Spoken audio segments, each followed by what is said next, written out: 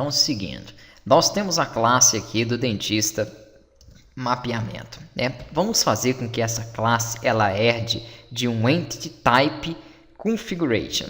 Entity Type Configuration, dessa forma aqui. E esse Entity Type Configuration, ele me pede aqui uma classe que seria uma entidade. Para que ele funcione, vai ter que importar essa classe aqui, que é a Model Configuration. Beleza. Como eu não passei a entidade, ele dá erro, né? Essa entidade é uma tabela. A tabela vai ser, obviamente, a tabela do dentista. Poxa, mas está dando erro aqui, claro. Não existe ainda a entidade criada com essa referência. É aquilo que eu falei.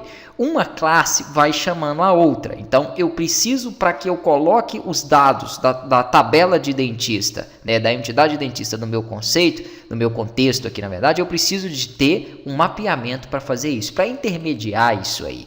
E esse mapeamento, então, vai fazer isso aí para mim. Bacana. Tendo feito isso, vamos colocar o seguinte, vamos gerar aqui dentro um método que vai ser o nosso método público, que é o nosso construtor da classe. Ele tem que ter o mesmo nome aqui, então vou copiar o nome da classe e vou colocar aqui, bacana.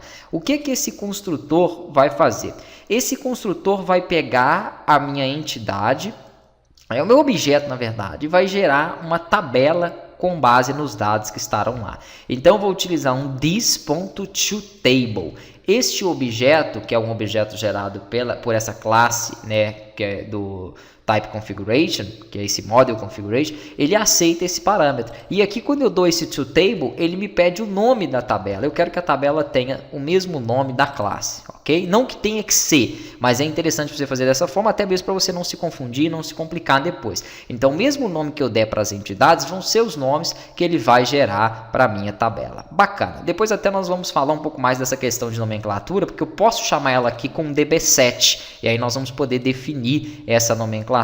Então, na minha tabela dentista, eu vou ter, obviamente, alguns campos, né? Esses campos vão vir da minha entidade dentista. Não adianta eu começar a inserir aqui sem ter criado esses campos. Eu até posso fazer, né? Mas vamos supor o seguinte, eu pego aqui o meu objeto, que é a minha tabela, né? E vou utilizar um resKey, e aqui eu vou falar o seguinte, que o campo que vai ser o key, que é a chave, ou seja, o índice primário, geralmente é um campo ID, um campo código, né? Aí você vai definir a nomenclatura, não importa. Ele vai vir da minha tabela, que é o meu objeto, então eu posso pegar qualquer letra aqui, ó, né? Nesse caso nós vamos utilizar aqui o Data Configuration, então nós costumamos utilizar o D, ponto, e aí ele vai recuperar desta entidade o campo. Mas eu não tenho os campos ainda definidos. Tudo bem, eu sei que, por exemplo, o campo de chave primária, eu sempre denomino ele em qualquer projeto como ID. Então, vai ser D.ID. E eu vou ter que ter esse D ou esse campo ID declarado aqui dentro.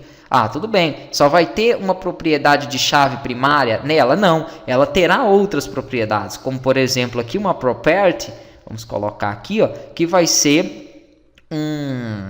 poderia ser, por exemplo, uma string, né, com o campo nome, uma string com o campo e-mail, entre outros campos que eu posso então estar definindo. Então eu tenho essa possibilidade. Vamos colocar aqui, por exemplo, um outro campo que vai ser D, sempre que é o nosso objeto de dados, né? E aí nós pegamos novamente ele, ponto, o nome do campo. Eu vou ter um outro campo que eu vou chamar, vou ter o ID principal, né? Eu vou falar depois desse ID principal. Nós vamos ter aqui um outro campo que vai ser o campo nome, então vamos colocar aqui, por exemplo, o nome, ok, nome, ponto, e vamos colocar aqui um res column name.